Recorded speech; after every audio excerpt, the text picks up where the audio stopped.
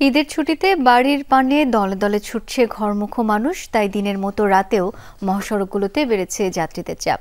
ঢাকা টাঙ্গাইল আর ঢাকা ময়মনসিংহ মহাসড়কে তৈরি হয়েছে যানবাহনের দীর্ঘ সারি। গাড়ির চাপ ঢাকা চট্টগ্রাম আর দক্ষিণের পথেও রয়েছে বাড়তি ভাড়া আদায়ের অভিযোগও। এদিকে লঞ্চে করে নৌপথেও ঘরে ফিরছেন কেউ কেউ। দিনভরের ভোগান্তি গড়িয়েছে রাত পর্যন্ত। যতদূর দুচোখ যায় যানবাহনের দীর্ঘ সারি। উত্তরের ঈদযাত্রায় পথে পথে দুর্ভোগে পড়তে হয় ঘরমুখো মানুষদের। এক গাড়ি জিজ্ঞাসা করছি 1400 টাকা ভাড়া চাইছে, আপনার যেখানে 150 টাকা ভাড়া। বাস ভাড়া চাচ্ছে আপনার 900, 1100, 1200, ঠিক ঠিকানা নাই। দুপুর 2টা বাজে আইছি, এখন পর্যন্ত কোনো গাড়ি পাইনি। যাব উত্তরবঙ্গে গাইবান্ধা। বুধবার থেকেই ছিল বাড়ির পথে মানুষের ঢল। বৃহস্পতিবার বিকেলের পর সেই চাপ বেড়ে যায় আরও। ঢাকা টাঙ্গাইল মহাসড়কের জিরানী চন্দ্রাসহ বিভিন্ন পয়েন্টে দীর্ঘ জটলা, ধীরগতি। একই চিত্র ঢাকা ময়মনসিংহ মহাসড়কেও। জামের লেগে তো সবই সমস্যা দেখতেছি, এই যে বসে রয়েছি, যাত্রী সমস্যা, রোদে ভোগান্তি করতেছে। জাম তো আর শুধাইতেছে না, যার জির বামও তো যাইতেছে। সবাই একসাথে বাড়িতে যাইতেছে, গাড়িগুলো মনে করেন যা আছে ওই দিকের গাড়ি সব ঢাকা ঢুকে গেছে। দলে দলে ঘরমুখো মানুষ, দেখা দেয় গণপরিবহন সংকট। এই সুযোগে বাসে বাড়তি ভাড়া আদায়। কেউ কেউ ট্রাকে চড়ে রওনা দেয় গন্তব্যে। ভাড়া চাচ্ছে 1600, ভাড়া বেশি, 1000 টাকা নিচে যাইতেছে না। যানজটের কারণে মনে করেন কোনো গাড়ি নেই পাবনা শহরে। ঈদযাত্রা উপলক্ষে ঢাকা টাঙ্গাইল মহাসড়কের বিভিন্ন পয়েন্ট পরিদর্শন করেন আইজিপি বাহারুল আলম। তিনি বলেন, যত্রতত্র গাড়ি থামিয়ে যাত্রী উঠানোয় জটলা, ধীরগতি। লক হয়ে না থাকে, যাত্রা থেমে না থাকে, এই জায়গাটাই আমাদের এখন ফোকাস আছে। কিন্তু এত বেশি একই দিনে এত যাত্রী একসাথে নেমেছে, এত গাড়ি, যে আমাদের পক্ষে এই রাস্তার যে ক্যাপাসিটি এর বাইরে চলে গেছে। এছাড়া পদ্মা সেতু হয়ে দক্ষিণের পথ ধরেছেন ঘরমুখো মানুষ। যানবাহনের চাপ থাকলেও নেই ভোগান্তি। ঢাকা চট্টগ্রাম মহাসড়কেও একই চিত্র। গাড়ির চাপ থাকলেও নির্বিঘ্ন পাটুরিয়া দৌলতদিয়া ঘাট পারাপার। হুমায়ুন রশিদ, যমুনা নিউজ।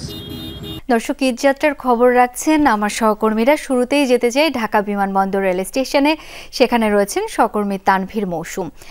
তানভীর, এই মুহূর্তে ট্রেনে যাত্রী চাপ কেমন? সারাদিনের কি তথ্য রয়েছে জানাবেন আমাদের। শাওন, এই মুহূর্তে বিমানবন্দর রেলওয়ে স্টেশনে যাত্রী চাপ আগের তুলনায় কিছুটা কম। আমরা দুপুর, বিকাল, সন্ধ্যা পেরিয়ে রাত, এর আগে বিভিন্ন সময় যেরকম দেখেছিলাম যাত্রী চাপ, এখন সে তুলনায় কিছুটা হলেও কম। এবং একটা বড় অংশ যেহেতু বিকাল থেকে শুরু করে প্রতিটি স্টেশন, প্রতিটি ট্রেন আসার পরপরেই যেহেতু তারা চলে গেছে, সেহেতু যাত্রীচাপ অনেকটাই কমে গেছে। তবে যাত্রীচাপ যে পুরোপুরি কমে গেছে সেটা বলা যাবে না। তবে এখন আমরা যে যাত্রীচাপটা দেখতে পাচ্ছি সেটা আসলে কিছুক্ষণ আগের তুলনায় অপেক্ষাকৃত কম।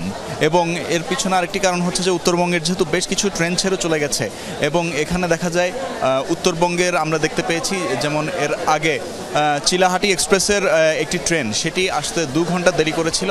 এ ধরনের উত্তরবঙ্গের বেশ কয়েকটি ট্রেন সেগুলো নির্ধারিত সময়ের আসতে পারেনি, এবং নির্ধারিত সময় আসতে না পারার কারণেই কিন্তু পরবর্তীতে আমরা দেখি যে উত্তরবঙ্গের সেসব গাড়ির ক্ষেত্রে কিছুটা শিডিউল বিপর্যয় ঘটেছিল।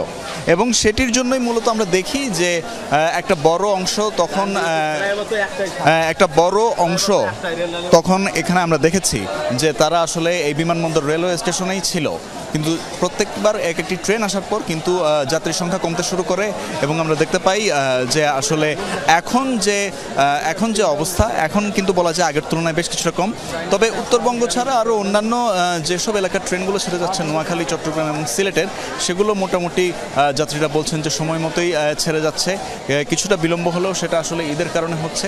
এবং আরেকটি বিষয় হচ্ছে, এক্ষেত্রে বলতে পারা যায় যে এর আগে বেশ ঝুঁকি নিয়েই যাত্রীরা আসলে ট্রেনে উঠছিল, চলাচল করছিল এবং রীতিমতো যুদ্ধ করে উঠছিল। সেটিও কিন্তু এখন আসলে কমেছে, এবং আমরা আশা করি যে আজকে যে বাকি ট্রেনগুলো আসবে এবং আগামীকালকে যে ট্রেনগুলো ছেড়ে যাবে, সেগুলোতেও যাত্রীদের যাত্রা আসলে আরও নিরাপদ হবে। শাওন। নিশ্চয়ই তানভীর, অনেক ধন্যবাদ আপনাকে। এ পর্যায়ে যেতে চাই হোসাইন আলী বাবুর কাছে। তিনি রয়েছেন গাজীপুরের চন্দ্রায়। বাবু, বাড়ির পথে মানুষের চাপ তো বাড়ছেই, চন্দ্রা অংশের কি অবস্থা? এই মুহূর্তে যান চলাচল কেমন দেখছেন? চন্দ্রা অংশের চিত্র যদি বলি, যা চিত্র দেখিয়েছি এখনো কিন্তু সেই চিত্র রয়েছে। রাত যত গভীর হচ্ছে, যাত্রীদের চাপ কিন্তু বাড়তেই আছে। এর মধ্যেই আসলে দেখেছি আমরা যে রাস্তার উপরে অনেক যাত্রী কিন্তু অপেক্ষা করছে গাড়ির জন্য, যে কোনোভাবেই আসলে গাড়ি পাচ্ছে না। আর এই এলাকায় শিল্প কারখানা আজকে ছুটি হওয়ার কারণে আসলে এই জায়গা থেকে নির্দিষ্ট কোনো গাড়ি না থাকার কারণে এই যে উত্তরবঙ্গের মানুষ তাদের কিন্তু চরম দুর্ভোগ পোহাতে হচ্ছে। আমরা দেখেছি যে গাড়ির জন্য অপেক্ষা করতে করতে রাস্তার উপরেই অনেক বাচ্চারা আসলে ঘুমিয়ে পড়েছে। সেক্ষেত্রে আসলে গাড়ির দেখা এখনো মেলেনি। তার পাশাপাশি যদি বলি যে উত্তরবঙ্গে যেসব মানুষগুলো যাচ্ছে আসলে এই মাঝখানে বৃষ্টি হওয়ার কারণে তাদের দুর্ভোগ আরো দ্বিগুণ বেড়ে গিয়েছে। এখানকার যারা আইন শৃঙ্খলা বাহিনী রয়েছে তারাও কিন্তু অনেকটাই ব্যর্থ হয়ে পড়েছে। এই পরিমাণ যাত্রী চলাচলের মধ্যে রয়েছে যে কোনোভাবেই কোনো গাড়িতে উঠাতে পারছে না। যেসব গাড়িগুলো আসলে ঢাকা থেকে ভর্তি হয়ে আসছে সে কারণে আসলে তারা কোনো গাড়িতে উঠতে পারছে না, এবং গাড়ি পেলেও সেখানে কিন্তু কোনো ধরনের সিট পাচ্ছে না। একটি সিট যেন এখানে সোনার হরিণ হিসেবে দাঁড়িয়েছে, যেখানে তারপরে একটি সিটের দাম রাখা হচ্ছে 2 থেকে 1500 টাকা। এই যে দুর্ভোগ অপেক্ষা করেও কিন্তু উত্তরবঙ্গের মানুষগুলো তার নিঃশেষ করে যাচ্ছেন।